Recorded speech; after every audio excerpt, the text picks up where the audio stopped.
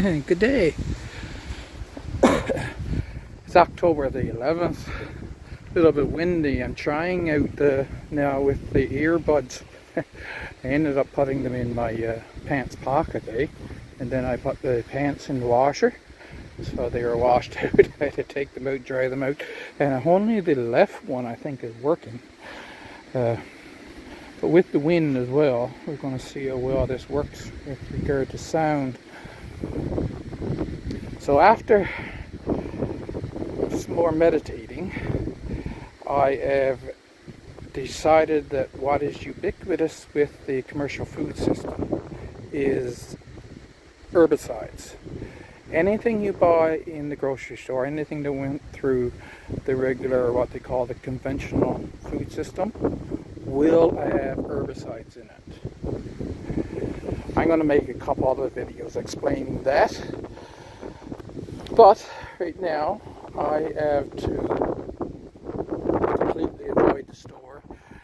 The church has a potluck dinner tomorrow, which would be nice to go to, but I'm afraid to go to it because I can't afford to go back into the pain that I was in, especially considering now that I have to make sure that I collect as much food as I can. The weather's getting cooler, October the 11th, and the next couple of nights we could have frost, so I'm thinking I'm going to come out and pick all the tomatoes.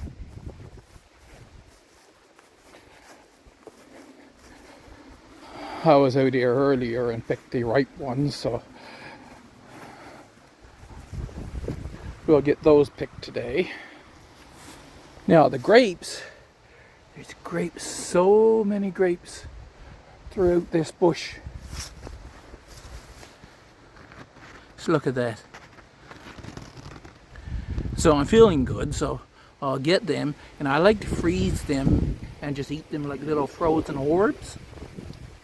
So those can be taken and just put in a container and put in the deep freeze. In fact, you know what I'm thinking? I might just not even bother to take them off the branches right now. Like, I got extra space in the deep freezer, so I'm not worried about space. And so to do it quickly, put them right in the deep freezer, and then they'd also be easier to take off the branches afterwards. Yes, I'm going to try that. There is, like I say, a ton of grapes in here, and I can quickly just snip off all the bunches, throw them in the deep freezer. When they're frozen, they'll knock off those branches really easy, and just like doing the sea berries, same idea. With the beans, I think what I'm going to have to do is take the pods and put them in a dehydrator and dry them. Because of the humidity here, right, I was having trouble. So I'm going to dry them, and then they'll knock open easier, I think. That's what I'm going to do with the beans. Carrots, I did take up a couple of carrots since the last time, and the ones that I did take up were quite short, so we don't know exactly what we're going to get there. Black gooseberries. Now, of course, I was just given these. I've never had them before. I had these plants, and so I didn't know how they would go. And I was saying on previous videos that the black ones, I'm not overly fond of the taste, but now it's October 11th, and these have gone super ripe, and they're getting really sweet. Even if the frost hits them, it wouldn't matter, I don't think. But right now, the way they are now, they're almost as good as the grapes.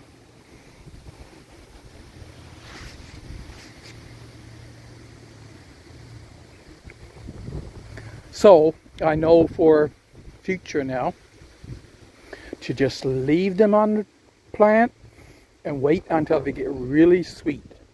and it's going to be late when I pick them.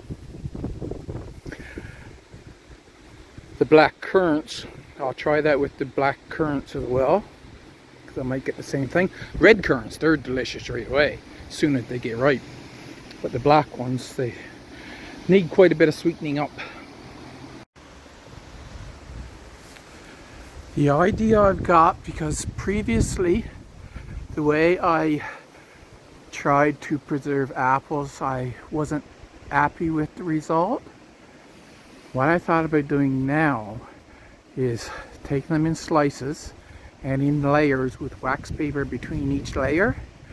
So you wash them in lemon water, lay them out on the layer and sprinkle them with sugar and cinnamon. And then you have a stack of them. So I'll make a short video when I put them together and into the stack on how I'm going to preserve the apples. I noticed this morning, I don't know if I showed you before, but see this? I got a big rutabaga there in among the tiger's eye beans.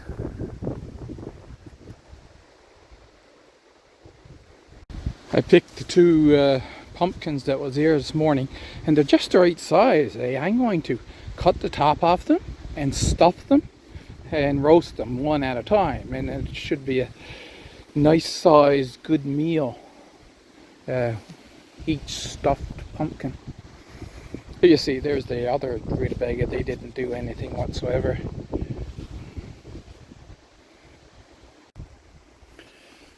So I just figured I needed to do a check-in on Monday. I was feeling excellent. I got this all cut down with the little trimmer I got. Clearing out the pathway up to get the wood. And then I ate a pork steak for dinner and immediately was feeling sick. So that was the end of that. And then by Thursday, I was feeling better. In fact, I got up Thursday morning and I was feeling good. He took the painkiller still, but the whole day I just had itchiness in the joints. And I've got the house all tidied up now, well, Thursday and Friday morning. Then by the time dinner time on Friday, I was feeling bad again, which I think come from another grocery store thing that I ate. 5-gallon bucket. It's, what is it, 2/3 full? Not bad for a tomato patch that nobody was here to take care of. And I've eaten quite a few ripe ones, so it would have been getting fairly close to full if all of the crop I got off those tomato plants were in that bucket. Anyway, I got the house tidied up so I can get back to actual living like a normal person now. And produce some videos.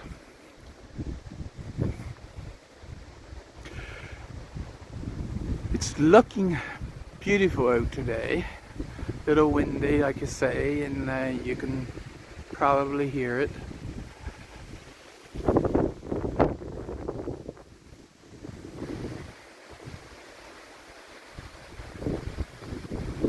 It's about the most beautiful October day you can ask for, really.